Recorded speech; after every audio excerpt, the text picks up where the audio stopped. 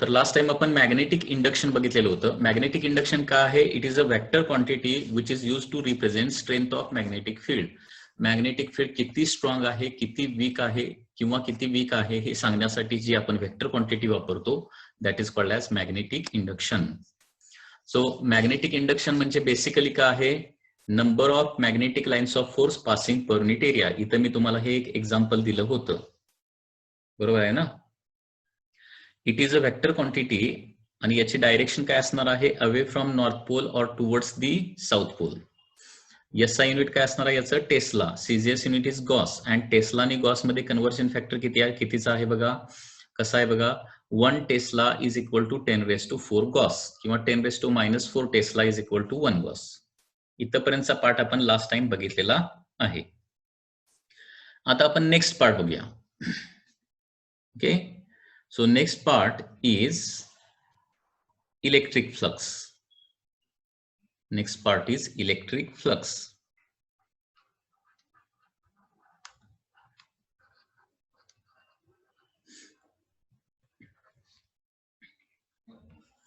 Electric flux. Okay.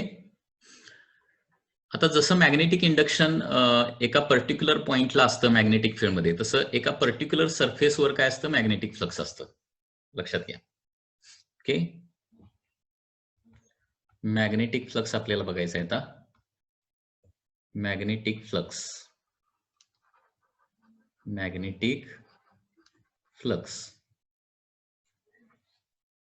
Okay, आता सगळ्यात महत्वाची पहिली गोष्ट म्हणजे काय? मॅग्नेटिक फ्लक्स कुठं असतं? तर कुठलाही सरफेस, एखादा सरफेस आपण जर मॅग्नेटिक फील्ड मध्ये ठेवला तर त्या सरफेसवर काय होतं? मॅग्नेटिक फ्लक्स तयार होतं.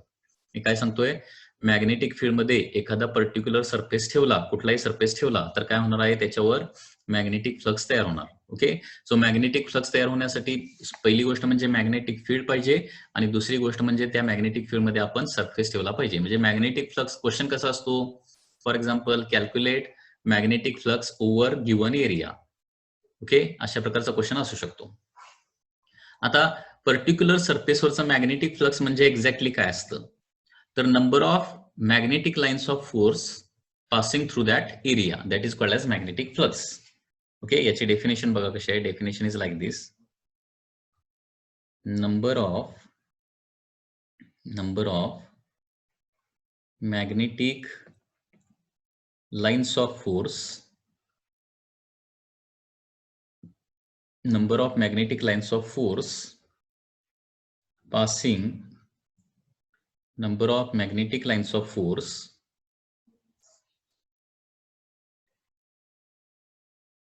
passing through given area किंवा given surface, through given surface is called as magnetic flux. याचं एक एक्झाम्पल देतो म्हणजे तुम्हाला लक्षात येईल. इथे एक क्वेश्चन आहे, sir only 4 videos of magnetism are available on the YouTube. Okay, आता हा मॅग्नेटिझम चॅप्टर जो आहे तो पुन्हा एकदा नवीन आपण स्टार्ट केला हे तुम्हाला माहिती आहे.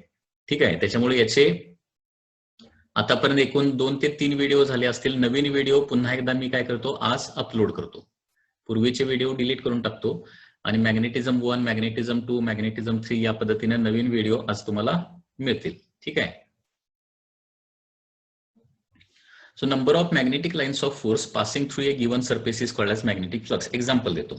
So once again, suppose these are magnetic lines of force in a particular area. Suppose like this. These are magnetic lines of force in a particular area. Okay. हा एक magnetic lines of force आहे तिथं suppose. आणि suppose मी इथे एक असा area ठेवला. हा एक area. This is the first area. This is the second area. This is the third area. So this is area A or surface A. This is area B or surface B and this is area C or surface C. ठीक आहे, मला सांगा A surface मधून किती magnetic lines of force pass व्हायला लागलेत? कारण magnetic field म्हणलं की त्या ठिकाणी मॅग्नेटिक लाईन्स ऑफ फोर्स असणार आहेत. ठीक आहे. आणि तिथं आपण एखादा सरफेस ठेवला तर त्या सरफेस मधून काही म्हणजे तो सरफेस किती आहे, तिथं लाईन्सचं क्राऊडनेस कसा आहे, त्याच्यानुसार काही लाईन्स काय होणार आहे त्या सरफेस मधून पास होणार आहेत. तर ए सरफेस मधून किती लाईन्स तुम्हाला पास होताना दिसत आहेत डायग्राम मध्ये सांगा. ए सरफेस मधून 1. सो ए सरफेस वरचा मॅग्नेटिक फ्लक्स किती येणार, 1 येणार. बी सरफेस मधून किती लाईन्स पास होत आहेत from surface B, 2. Correct. So magnetic flux through surface B is 2 and C surface मधून किती पास होत आहेत, C एरिया मधून 4. Okay. Now magnetic flux is denoted by letter phi. Magnetic flux ला आपण कशाच्या साइनने डिनोट करतो, phi ने डिनोट करतो. So therefore flux over surface A is equal to काय येणार आहे 1. Flux over surface B is equal to काय येणार आहे 2 from the diagram. And flux over surface C is going to be 4. Okay, so this is from given diagram.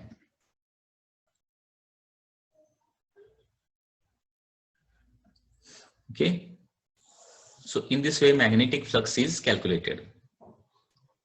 So once again सांगतोय magnetic flux म्हणजे काय असतं, number of magnetic lines of force passing through a given surface is called as magnetic flux over that surface. Okay. आता magnetic flux ही scalar quantity आहे का vector quantity आहे, तर it is a scalar quantity. It is a scalar quantity.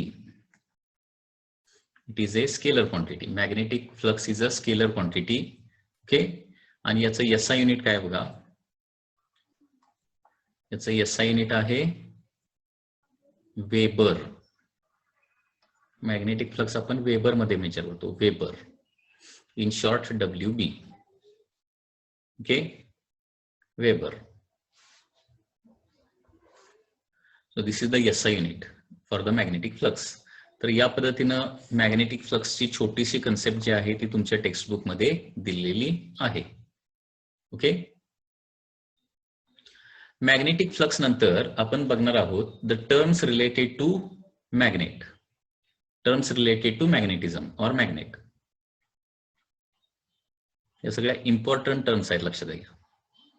या सगळ्या terms तुम्हाला माहिती पाहिजेत. टर्म्स रिलेटेड टू मॅग्नेट और मॅग्नेटिझम. ओके. तर त्याच्यामध्ये फर्स्ट टर्म जी आहे दॅट इज मॅग्नेटिक पोल. म्हणजे काय magnetic pole? First term magnetic pole म्हणजे काय? तर याच्यासाठी लक्षात घ्या, आपण मी एक एक्सपेरिमेंट तुम्हाला सांगितला होता बघा, की ज्याच्यामध्ये एखादा आपण बार मॅग्नेट घेतला, एक मॅग्नेट घेतला सपोज, आणि मी त्याला काय केलं, आयर्न फिलिंग्स मध्ये बुडवला आणि बाहेर काढला. तर काय होतात, most of the iron filing stick near the end. सगळे आयर्न फिलिंग म्हणजे जास्तीत जास्त आयर्न फिलिंग कुठं चिकटतात, एंडच्या जवळपास चिकटतात. बरोबर आहे ना. म्हणजे मॅग्नेटिझम कुठं कॉन्सन्ट्रेटेड असणार आहे, मॅग्नेटिझम कुठं जास्त असणार आहे, नियर द एंड. तर तो जो रिजन आहे near the end of the magnet, okay, magnet मधला एंड जवळचा रिजन, की ज्या ठिकाणी काय असणार आहे, मॅग्नेटिझम कॉन्सन्ट्रेटेड असतं, जास्त प्रमाणात मॅग्नेटिझम असतं, त्याला त्या रिजनला काय म्हटलं जातं, मॅग्नेटिक पोल असं म्हटलं जातं. Okay. It is region in magnet. It is region in magnet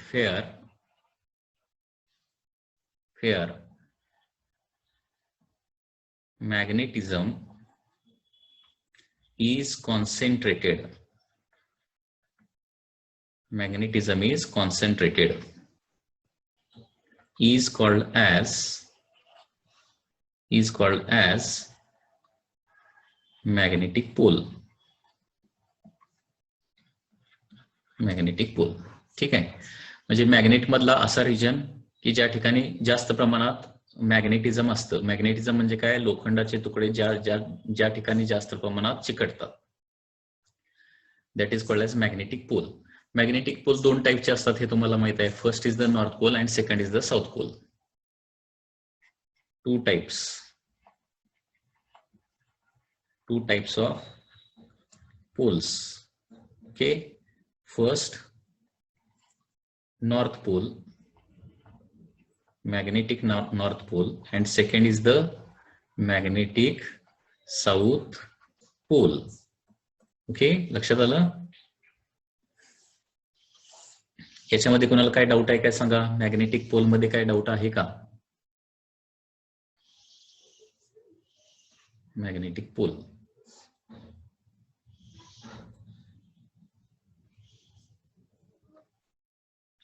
next, second term,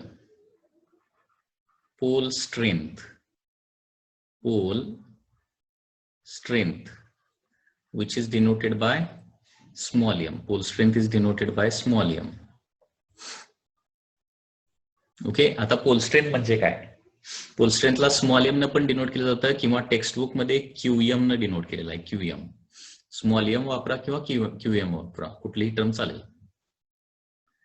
आता पोल स्ट्रेंथ म्हणजे काय तर लक्षात घ्या, पोल स्ट्रेंथचा मीनिंग काय होतो. आताच आपण पोल म्हणजे काय बघितलं, जिथं मॅग्नेटिझम कॉन्सन्ट्रेट झालेलं असतं त्याला काय म्हणतो आपण? पोल असं म्हणतो. आता एखाद्या पोलची मॅग्नेटिझमची किती स्ट्रेंथ आहे, म्हणजे किती प्रमाणात आयर्न पीसेसला अट्रॅक्ट करू शकतं, त्याला काय म्हणायचं? पोल स्ट्रेंथ असं म्हणायचं. ओके, याची डेफिनेशन काय होणार बघा. हा, तर नेक्स्ट टर्म बघा. नेक्स्ट टर्म काय आहे? Pole strength which is denoted by small M और क्यूएम. स्मॉल एम न डिनोट करतो किंवा क्यूएम कुठल्याही लेटरनं आपण डिनोट केलं तरी चालेल. तर पोल स्ट्रेंथ म्हणजे काय? The strength of magnetism, strength of magnetism of a magnetic pole, strength of magnetism of a magnetic pole is called as pole strength. Okay, pole strength. Magnetism किती प्रमाणात आहे एखाद्या पोलला त्याला काय म्हणायचं? पोल स्ट्रेंथ असं म्हणायचं. आता पोल स्ट्रेंथ जी आहे ती काय करतो आपण? नॉर्थ पोलची पोल स्ट्रेंथ पॉझिटिव्ह घेतो आणि साऊथ पोलची पोल स्ट्रेंथ जनरली आपण निगेटिव्ह घेतो, हे लक्षात घ्या. Okay, pole strength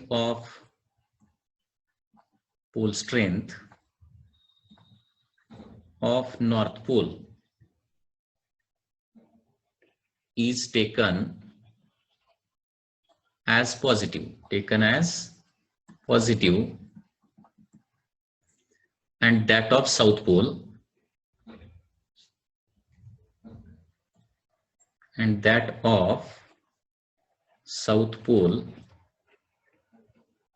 is taken as negative.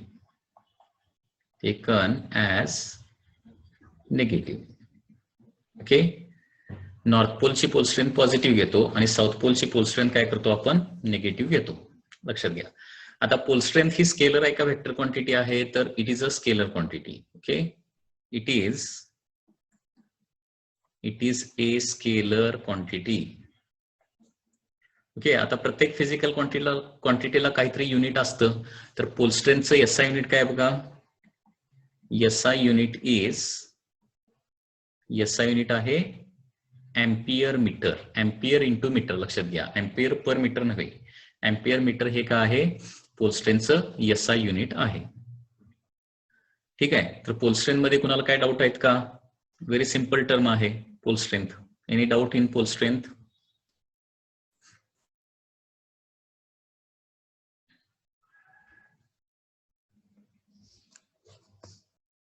हा, तर थर्ड टर्म बघूया आता. थर्ड टर्म आठवते काय बघा, सांगा. थर्ड टर्म आपण मॅग्नेटिझमची कुठली बघितली होती? आठवत असेल तर जरा सांगा. नेक्स्ट,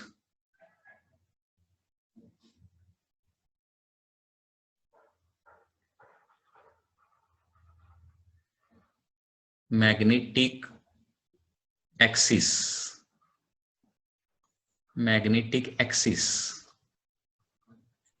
मॅग्नेटिक ऍक्सिस अगोदर बघूया. Magnetic axis. ओके, आता मॅग्नेटिक ऍक्सिस म्हणजे काय असतं बघा. The line passing through north pole and south pole of the magnet is called as magnetic axis. The line passing through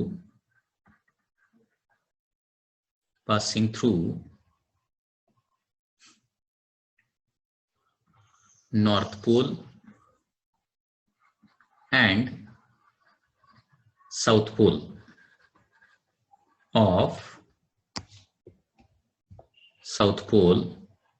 of a magnet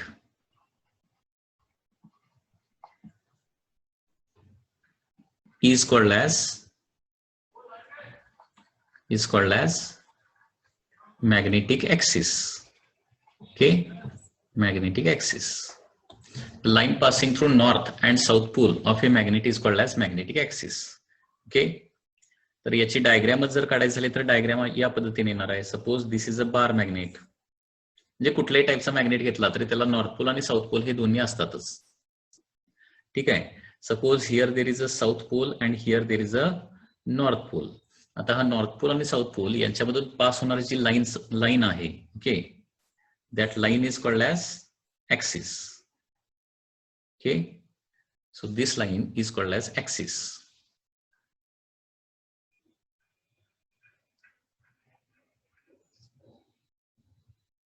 Magnetic axis. Okay, next, magnetic equator. Magnetic equator.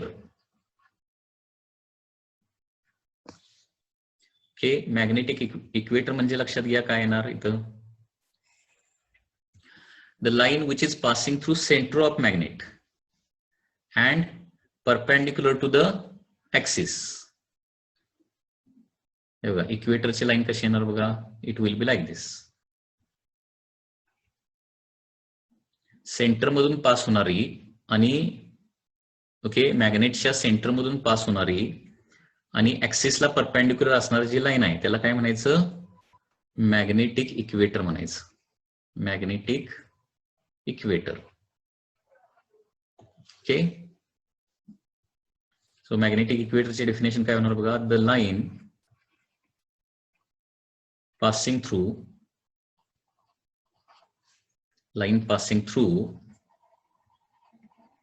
center of magnet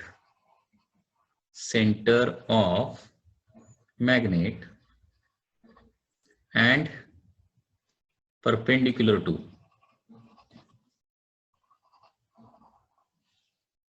perpendicular to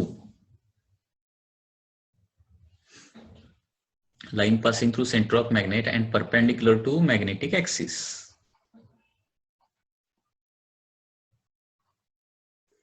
is called as equator or magnetic equator. लक्षात आलं का बघा. Magnetic equator खूप easy concept आहे. Magnetic axis, magnetic equator and so on. Okay, दोन concept मध्ये जास्त काही डाऊट नसेल. मला सांगा मॅग्नेटिक ऍक्सिस किती असू शकतात आणि मॅग्नेटिक इक्वेटर किती असू शकतात. ही देखील एक खूप महत्वाची कन्सेप्ट आहे. मॅग्नेटिक ऍक्सिस आणि इक्वेटरची संख्या किती असते तुम्हाला माहिती असेल तर सांगा.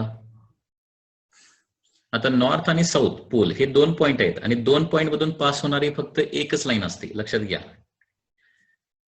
हे सिंपल कन्सेप्ट आहे. दोन पॉइंट मधून पास होणारी एक आणि एकच लाईन असते. साऊथ पोल हा एक पॉइंट आहे, नॉर्थ पोल हा एक पॉइंट आहे. दोन पॉइंट मधून पास होणारी लाईन एकच असते आणि त्याच्यामुळे मॅग्नेटिक ऍक्सिस फक्त एकच असू शकतो. परंतु एकाच पॉइंट मधून पास होणाऱ्या किती लाईन्स असू शकतात. एकाच पॉइंट मधून इनफायनाइट लाईन्स पास होऊ शकतात. ओके, अँड देअरफॉर इक्वेटर्सची संख्या काय होणार आहे, इनफायनाइट होणार आहे. So number of magnetic axis is 1 and number of magnetic equator infinite. Number of magnetic axis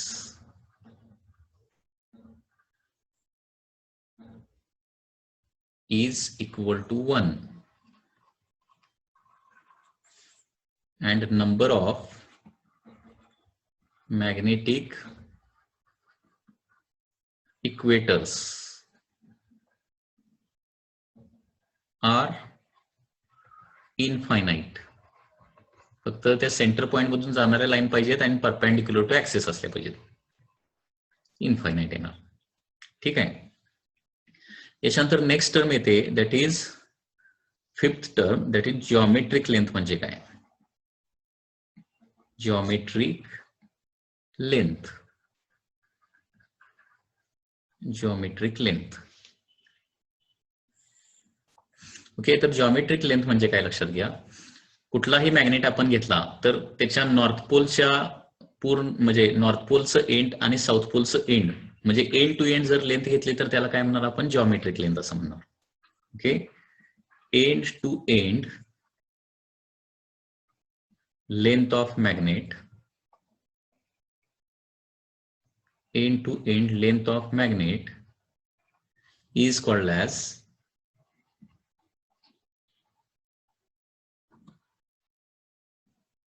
geometric length.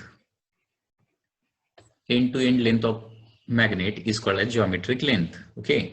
म्हणजे याच डायग्राम मध्ये जिओमेट्रिक लेंथ दाखवायची झाली या डायग्राम मध्ये तर हे साऊथ पोलचं लेफ्ट एंड आणि नॉर्थ पोलचं राईट एंड. ओके. हे जे असणार आहे याला काय म्हणणार आपण? This is called as geometric length. Geometric length. एकाच डायग्राम मध्ये आपण सगळं दाखवणार आहे. Geometric length. Okay.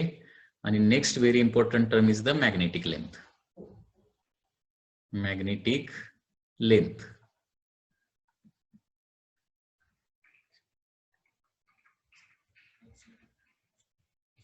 Magnetic length. तर आता मॅग्नेटिक लेंथ म्हणजे काय? आता साऊथ पोल एक्झॅक्टली पूर्ण एंडला नसतो किंवा नॉर्थ पोल देखील पूर्णपणे एंडला नसतो. तर साऊथ पोल आणि नॉर्थ पोल जे आहेत ते एंड पासून थोडेसे काय असतात? थोडेसे आतमध्ये असणार आहे. लक्षात घ्या. साऊथ पोल एंडच्या एंड पासून थोडासा आत असणार आणि नॉर्थ पोल देखील काय असणार आहे? एंड पासून थोडासा आत असणार आहे. एक्झॅक्टली एंडला नसतात. तर नॉर्थ पोल आणि साऊथ पोल मधलं जे डिस्टन्स आहे त्याला काय म्हणणार आपण?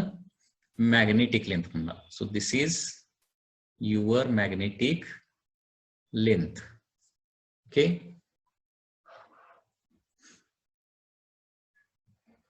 सो मॅग्नेटिक लेंथला काय म्हणणार? Distance between north pole and south pole of a magnet. Okay. North pole and south pole of a magnet is called as magnetic length. Is called as magnetic length. Okay. लक्षात आलं? आता magnetic length आणि geometric length यांच्यामध्ये एक relation आहे, एक formula आहे आणि तो फॉर्म्युला काय बघा. तर magnetic length is equal to काय असतं? 5/6 टाइम्स जिओमेट्रिक लेंथ असतं. Geometric length. Magnetic length is equal to 5/6 times geometric length. म्हणजे फॉर एक्झाम्पल जिओमेट्रिक लेंथ 6 असेल तर मॅग्नेटिक लेंथ किती येणार आहे? 5. जिओमेट्रिक लेंथ 18 असेल तर मॅग्नेटिक लेंथ किती येणार आहे? 15. या पद्धतीने येणार. Magnetic length is equal to 5/6 times geometric length. Okay.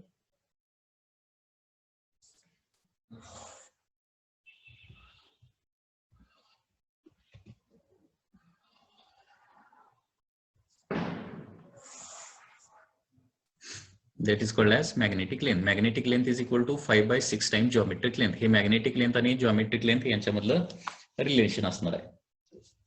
त्याच्यानंतर आणखी एक कन्सेप्ट आहे दॅट इज इक्वेटोरियल प्लेन. म्हणजे काय? Equatorial plane. Equatorial plane. This is term number 7. Equatorial plain.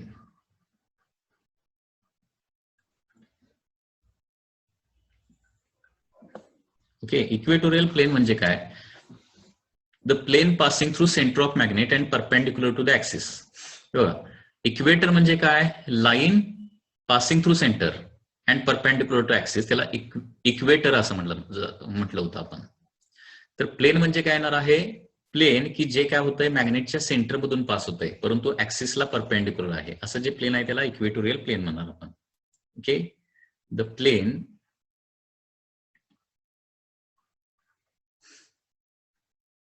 passing through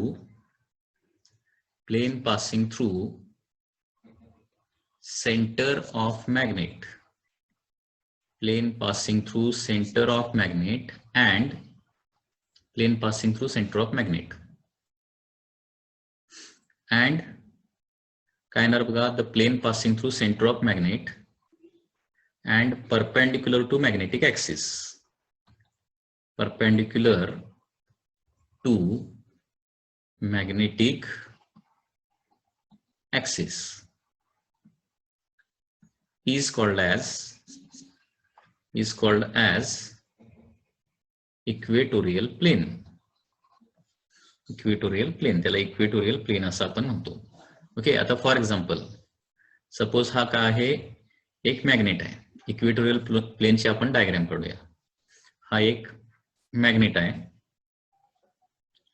suppose या ठिकाणी काय आहे? त्याचा नॉर्थ पोल आहे आणि या ठिकाणी या पॉइंटला काय आहे? साऊथ पोल आहे.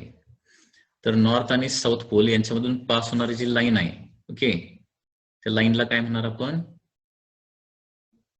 ही जी लाईन आहे त्या लाईनला काय म्हणणार आपण? ऍक्सिस म्हणणार.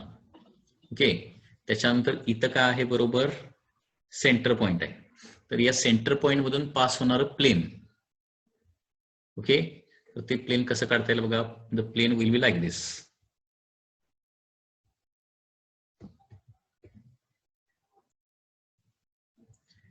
एक प्लेन बाजूला काढून घेतो मी. Plane will be like this.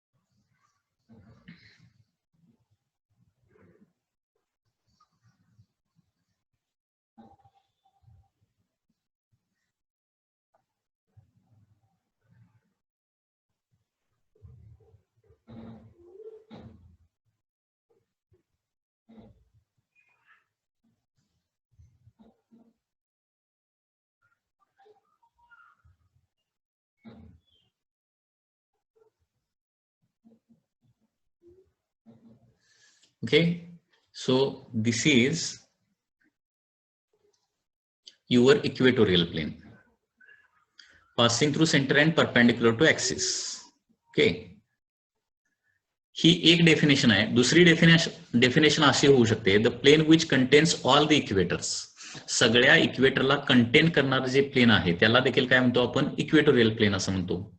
Okay, कारण या प्लेन मध्ये काढलेल्या सगळ्या लाईन्स ह्या काय असणार आहेत? म्हणजे सेंटर मधून पास होणाऱ्या आणि या प्लेन मध्ये काढलेल्या सगळ्या लाईन्स इक्वेटर असणार आहेत. ओके, सो इक्वेटरची दुसरी डेफिनेशन काय ते? The plane which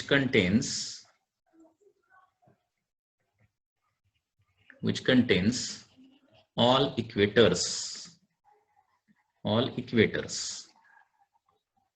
is called as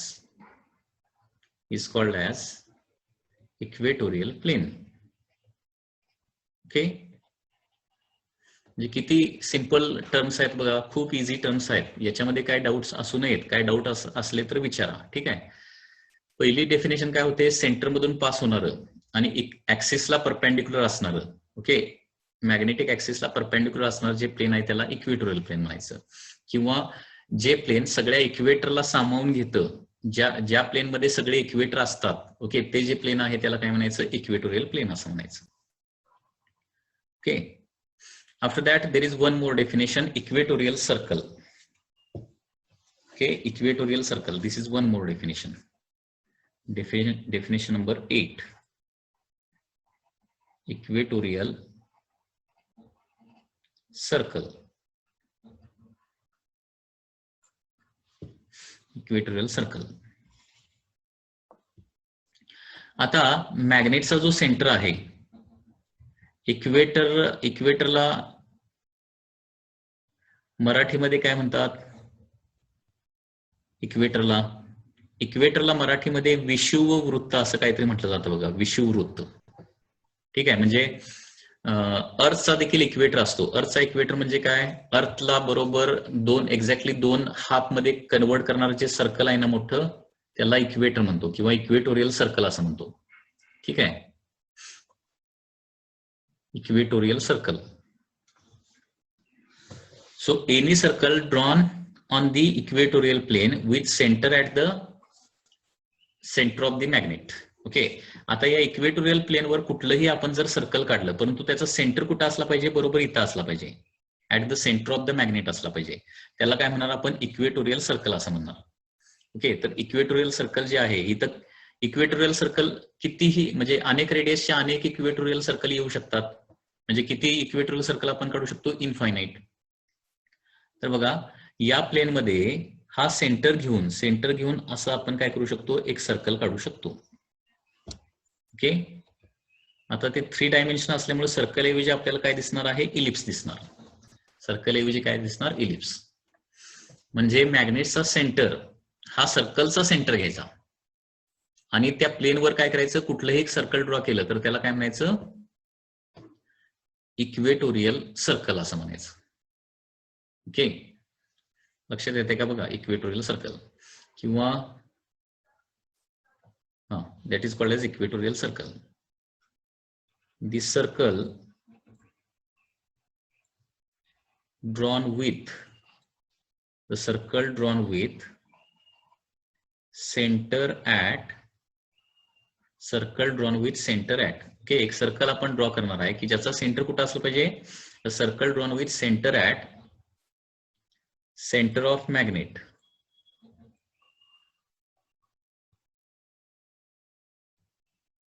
किंवा असं लिहूया, a circle drawn on the equatorial plane. A circle drawn on equatorial plane. Equatorial प्लेन वर आपल्याला एक सर्कल काढायचं आहे. Circle drawn on equatorial plane with its center at, की ज्याचा सेंटर कुठं असला पाहिजे? With its center at center of magnet. Centre of magnet is called as